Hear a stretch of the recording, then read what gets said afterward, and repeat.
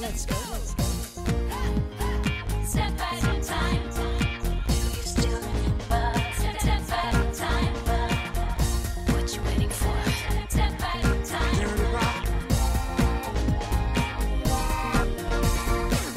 Bonjour à toutes et à tous, je m'appelle Thibaut et vous écoutez Le Jour Pop, le podcast qui vous raconte les plus grands classiques de la pop musique et vous fait découvrir les artistes qui ont fait, font et feront son histoire. Et aujourd'hui, je vous propose de partir à la rencontre de Jérémy Frérot. On l'a connu au milieu des années 2010 avec le duo Frérot de la Vega. Il s'est depuis lancé dans une carrière solo couronnée de succès, confirmé en ce moment par sa dernière tournée qui se joue à guichet fermé. Et c'est à cette occasion qu'il m'a reçu dans sa loge. En somme, nous avons retracé les moments marquants de son parcours, exploré sa vision de la scène, abordé la question des privilèges aussi liés à son statut d'homme dans l'industrie musicale et de comment il voit l'avenir. Un échange qui j'espère vous plaira, donc si c'est le cas, n'hésitez pas à vous abonner et à me laisser votre avis sur Spotify ou Apple Podcast. Allez, c'est parti. Step back in time. Bonjour Jérémy. Bonjour. On est dans les coulisses du Radiant à Lyon. Tu joues ce soir et c'est complet. Comment ça va ? Ça va bien.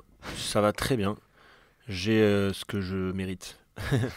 C'est 2 ans de travail, 2 ans de labeur à construire un album et un show.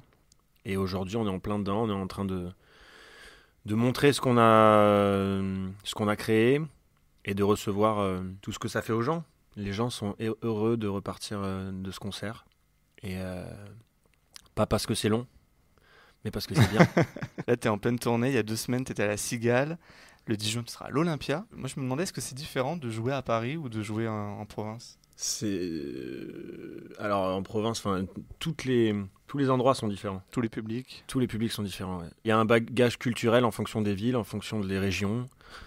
Et du coup, les gens réagissent différemment, ouais. Lyon, c'est des gens très chaleureux. Enfin, ils vont très loin dans la démonstration. Ils sont lents à décoller. À choper ? Ouais. Mais quand ils y sont, après, c'est très puissant. C'est très, très puissant. Mon premier concert à Lyon, c'était... mon premier gros concert, parce que j'ai joué sur une péniche qui s'appelle... La Marquise ? La Marquise. Et après, on avait fait l'Altony Garnier. L'Altony Garnier, on avait été bouleversés. Ouais. Donc c'est assez souvent c'est un souvenir marquant pour toi ? Ouais. C'est une salle qui est très profonde comme ça, tu vois Ouais. pas les gens au Ouais. bout. Moi, j'aime bien cette salle. Là, je me demandais en tant qu'artiste, est-ce que c'était pas frustrant justement de voir les gens aussi loin dans les gradins ? Bah, c'est impressionnant, quoi. Mm. Et puis, cet endroit, il est assez particulier. Non, j'aime bien. 3e album, meilleure excuse pour faire le tour de France, pour faire la fête, j'ai des astuces pour que le public danse. J'ai mis sur quelques carnets mes coups d'éclat, mes regrets. 3e album, juste un prétexte. La première partie de la tournée, elle touche à sa fin. Ensuite, il y aura des festivals, d'autres dates à l'automne, puis les Zéniths en 2026, on va en reparler. Il y a une phrase qui m'a accroché dans ton album, c'est où tu dis que ce disque, le 3e, du coup, c'est ta meilleure excuse pour faire le Tour de France. Tu as conçu cet album avec la scène en tête directement ? Oui, tu penses souvent à ce que ça va créer chez les gens. En fait, j'écris des chansons pour aller les chanter devant eux et les émouvoir au maximum dans la joie, dans la nostalgie, dans la mélancolie, dans la tristesse. Et donc j'imagine souvent comment je pourrais la chanter sur scène, bien sûr. Tu as fait une pause de 2 ans, là, tu me l'as dit au début de l'échange. Ouais. Avant de faire ce disque, les 2 précédents ont été certifiés disque d'or. Ça fout la pression quand on se lance comme ça dans un 3e, en se demandant si les gens seront de nouveau au rendez-vous, ou justement à l'inverse, on se dit qu'on y va plutôt confiant. Non, j'ai pas de pression là-dessus. J'ai de la pression avant en le construisant, en me disant est-ce qu'il va me représenter ? Est-ce que je vais être fier de cet album ? Est-ce que je vais réussir à exprimer ce que je ressens en ce moment ? Et le principal, c'est d'en être fier. Après, c'est pas de mon ressort vraiment. La réception. Ouais, la réception, c'est assez subjectif finalement. Moi, tant que j'en suis content, ça va. En tout cas, il est réussi.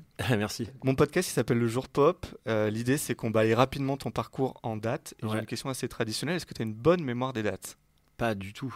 J'ai pas du tout une bonne mémoire des dates. Je suis très nul. Alors, peut-être que je vais me surprendre, mais ça m'étonnerait. Alors, je vais commencer à une première date. C'est le 15 avril 2013. Oh, 2013. Qu'est-ce que je foutais en 2013, moi ? J'ai 23 ans, le 15 avril 2013. Est-ce que c'est... Ah, c'est le The Voice, non ? C'était avant. C'est avant. C'était avant, c'était la sortie de votre premier EP avec Florian Garcia, sous le nom Frérot de la Vega. Ah ouais. Parce que avant The Voice, en fait, il y avait eu un EP Ouais, il y a eu un EP, ouais. de reprises Mm. qui était aussi votre premier pas dans l'industrie, si je puis dire. parce Ouais, qu'il y avait c'est un le premier contrat truc qu'on a avec, sorti avec Capitol. avec chez Universal, Universal. ouais, c'est ça. It's not about the money, money, money. We don't need your money, money, money. We just wanna make the world dance. Get about a price tag. Ain't about a... Et en fait, c'est grâce aux reprises YouTube que vous avez eu ce Bah, contrat. on écrivait pas de chansons et on faisait que des reprises et on tournait avec ces reprises, on remplissait des salles avec ces reprises, dont La Marquise d'ailleurs. Et donc on en a fait un EP pour les gens, pour se montrer aussi. Et à partir du moment où on a commencé à écrire des chansons, là ça a été un peu plus intéressant. Il y avait une volonté de faire carrière à ce moment-là. Non, pas au début. Au début, on tirait vraiment le fil et à chaque fois qu'on tirait, il y avait quelque chose qui venait, quoi. Ouais. Et de fil en aiguille, on est arrivé à faire un premier album. Mais bah, moi, en tout cas, parce qu'on était deux, moi je j'avais pas cette vision-là. J'étais pas assez mature pour voir aussi loin. Je pense que Flo, oui. Et comment vous êtes arrivé à The Voice quelques mois après? C'est quelques mois après. Ouais, The Voice, c'était en février 2014. Les années précédentes, il nous avait demandé. Mais nous, on n'avait rien à promouvoir, quoi.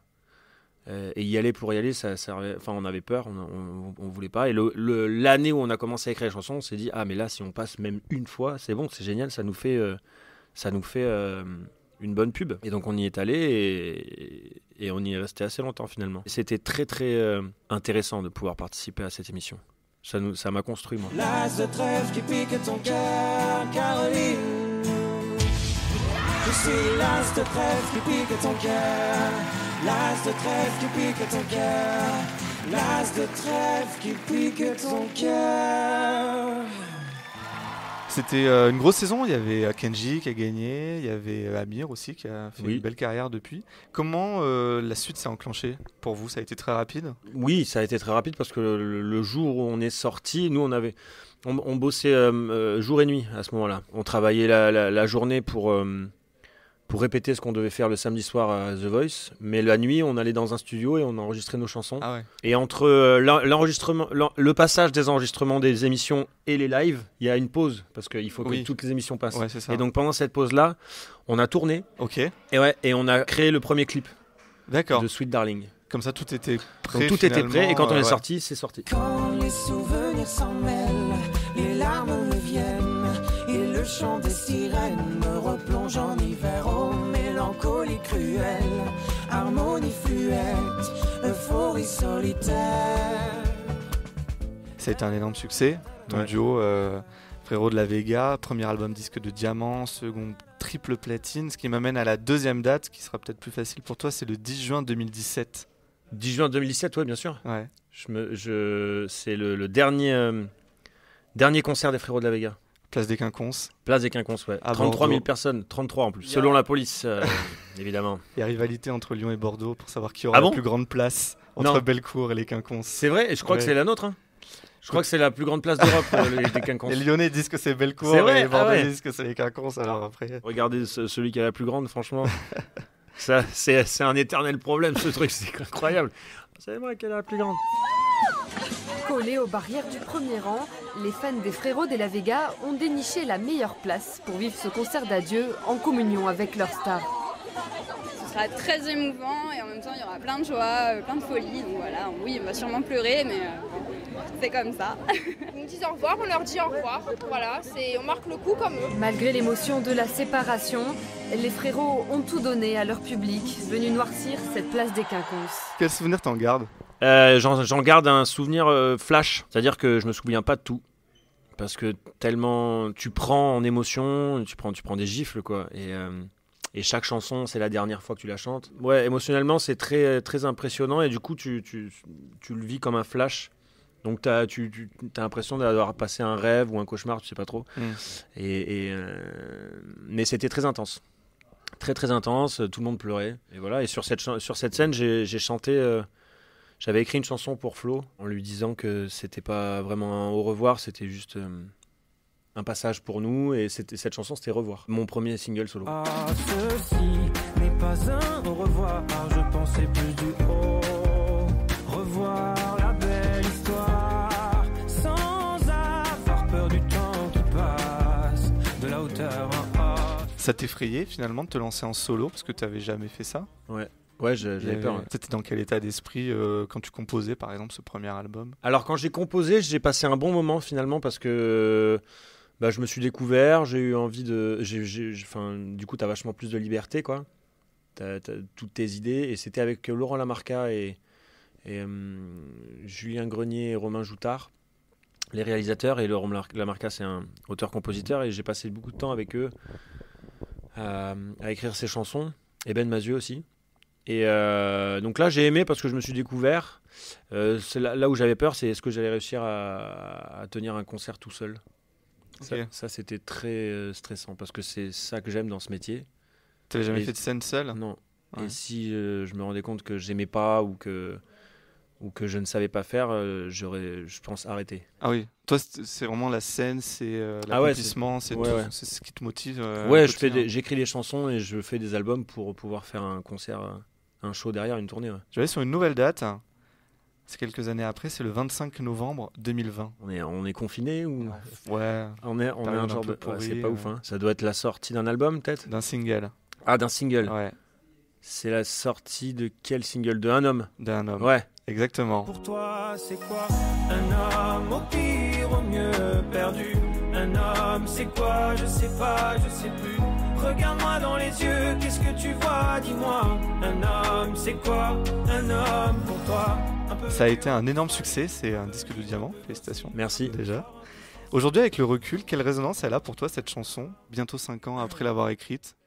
C'est la chanson qui m'a fait éclore un peu. Même beaucoup. C'est avec celle-là que je me suis révélé, c'est avec celle-là que je me suis défendu et que je me suis trouvé Jérémy Frérot et plus le chanteur des Frérots de la Vega. Mm-hmm. J'ai une certaine forme de légitimité avec cette chanson. Et ça a été vachement écouté parce que c'est une chanson actuelle, quoi. C'est une chanson qui pose des questions qu'on se pose tous en ce moment. C'est ça qui était bien à chaque fois. Et j'ai adoré faire la promo de cette chanson parce qu'on parlait beaucoup avec les gens qui me posaient des questions. Et j'adorais ça. J'adorais discuter de ce sujet-là. On attend beaucoup de choses des artistes féminines. Il y a beaucoup d'injonctions sur elles. Est-ce que tu as l'impression que, je vais être cash, c'est plus facile d'être un homme dans l'industrie du disque aujourd'hui? Oui, je pense que c'est plus facile. Ouais. J'ai l'impression qu'on nous demande moins de choses et qu'on nous valide plus facilement. Mm-hmm. C'est beaucoup de pression quand t'es une fille. Parce que tu te dois d'être plein de choses à la fois, de porter des messages. Finalement, aujourd'hui, maintenant, on te demande d'être vraiment militante. Et c'est bien, mais c'est beaucoup de pression, je trouve. Tu t'emmènes à te retrouver peut-être devant des gens qui ne t'aimeront pas et qui te le diront vraiment. Et ça, c'est dur. Nous, les hommes, j'ai l'impression que c'est un peu plus simple, quand même. Hein. Même beaucoup plus simple. Après, je trouve qu'il y a eu un engouement ces derniers temps qui fait du bien et qui nous remet un peu à notre place et nous fait poser justement des questions. C'est quoi un homme? C'est quoi un homme, un chanteur dans cette industrie-là? Qui sommes-nous maintenant?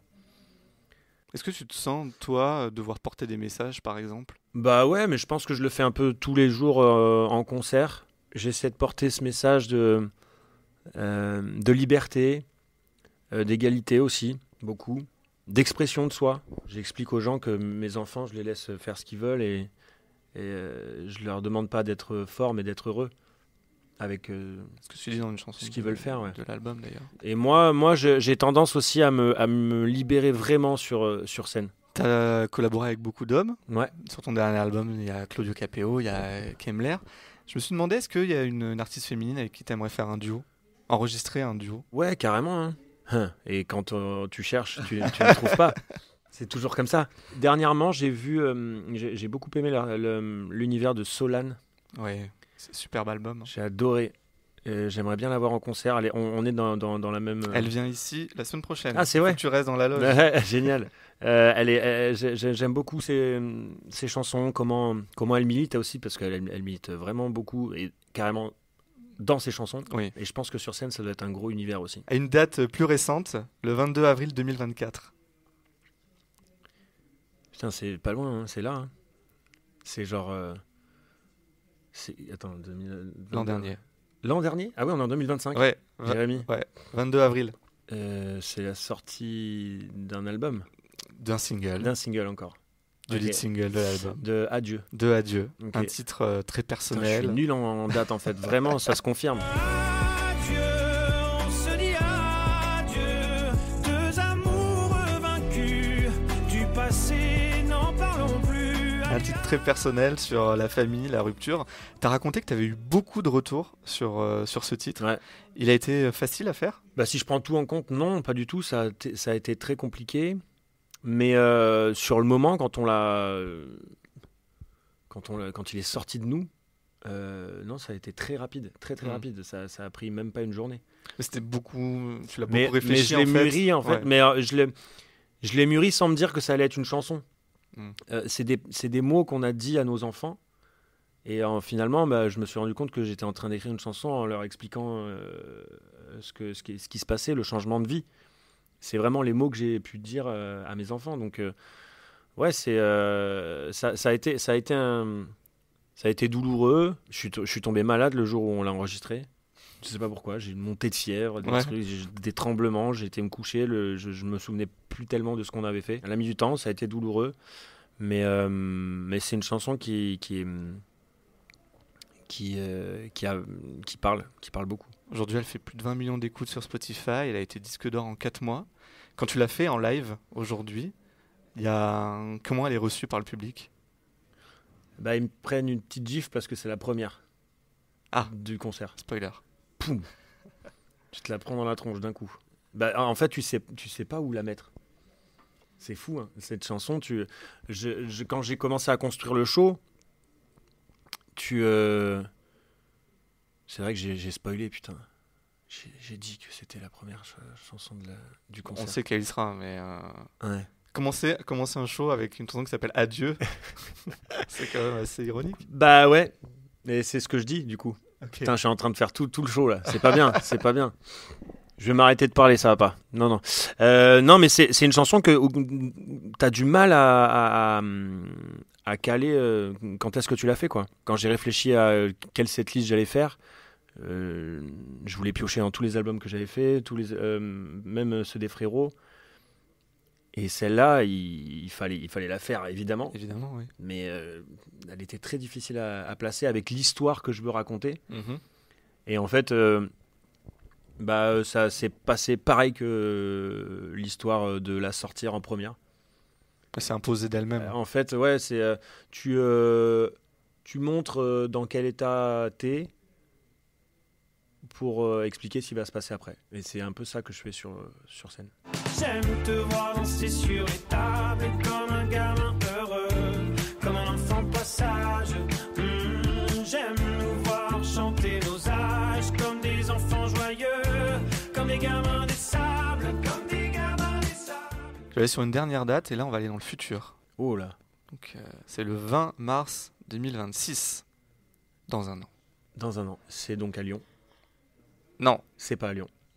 C'est mais à Lyon tu reviens à Lyon dans un an, à l'Amphi 3000. Ah, d'accord. C'est une semaine avant. Donc le 20 mars, c'est quoi? C'est un zénith? C'est Zénith de Paris. C'est le Zénith de Paris. le Pourquoi Zénith Paris? de Pourquoi Paris. tu choisis Paris? C'est la plus grosse salle, mais... Ah bon, il n'y a pas... Il y a l'Arkea de Bordeaux. L'Arkea Arena. C'est énorme, l'Arkea de Ah, Bordeaux. c'est plus grand que le Zénith de Paris. Ah bah oui, l'Arkea de Bordeaux, c'est 18 000. T'as la date? Je peux la retrouver si tu veux. Eh bah oui, on peut la retrouver. Hein. Mais non, mais c'est rigolo de dire tout le temps. C'est vrai, Tu sais, on t'as dit tout le raison, temps Paris. t'as raison, et je suis le premier à... Mais Paris, ça va être fou, mais les autres aussi. Hein. Lille, t'imagines même pas comment c'est. Hein. Le public lillois, pour toi, est... Il est monstrueux. il est public- monstrueux. Le public lillois. Je suis en train de te dire ça, toi, Lyonnais. Ah, tu sais que moi, je suis de Bordeaux, en fait, à la Ah base. ouais. Mais oui. En plus, je te l'ai pas dit, mais... En fait, on a le même âge. Ah. On a 2 mois d'écart, j'ai vu ça sur Ok. ta fiche Ah, c'est Wikipédia, incroyable. et on a grandi pas loin. On était dans la même école. Bah, on aurait pu être dans la même classe, 90. Très bonne année. Très bonne année. Ouais. Très bonne année. Regarde cette photo de 1990. On me l'a fait livrer Ah, ok. aujourd'hui. Parce qu'en fait, cette photo-là, c'est le club de plage de mon père. D'accord. C'est l'ancien club de plage de mon père. Quand on était quand j'étais gamin, mon père avait un club de plage. Et donc, tous les étés, on était sur le bassin d'Arcachon, sur cette plage, la plage Pereire. Et donc, j'avais plein d'amis à chaque fois Mhm. qui venaient en vacances sur le bassin d'Arcachon. Et cette famille-là, j'ai été tellement attaché à ces gens-là tous les étés. J'allais manger chez eux et tout. Enfin, on passait beaucoup de temps. Je me souvenais que sur ce portique, on prenait la corde Et on la prenait comme un micro et on faisait notre émission de radio. Oui, devant c'était à tout le monde. l'époque où il y avait des shows. Ouais, énergie, c'est parti, on va passer les ça shows ce d'été, soir. là. Et c'est incroyable, je n'ai jamais revu ces gens, je les ai jamais revus jusqu'à aujourd'hui. Et quand on m'a fait livrer ça, je me suis mis à chialer. C'était tellement fort, ça m'en met des poils encore. Là. Et donc je les vois ce soir, ils viennent ce soir. Ah oui. Ouais. Ah, c'est eux Donc je qui les ai t'ont- pas revus depuis que j'ai 7 ans. Ah, ils sont à Lyon et, ils ils ont viennent. retrouvé la photo. C'est eux qui ont pris cette photo, c'est eux, Ah, ok. c'est eux sur cette photo. Et donc ils viennent ce soir.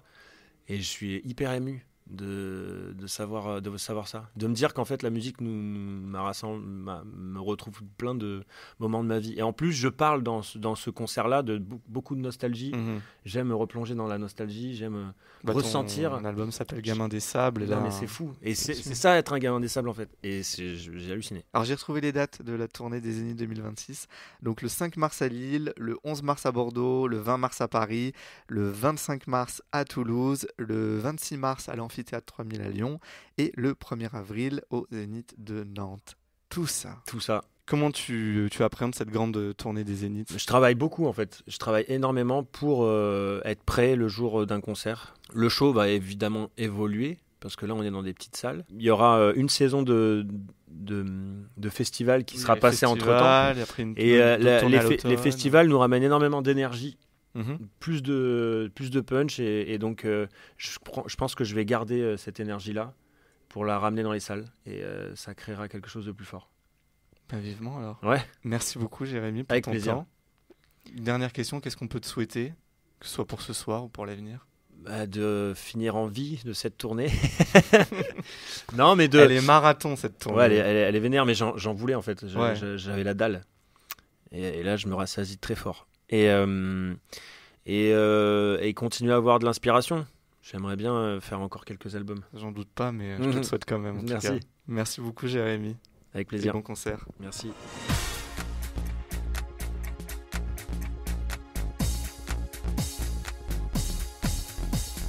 C'était le jour pop, épisode 68, en compagnie de Jérémy Frérot. Merci à lui pour son temps et son accueil.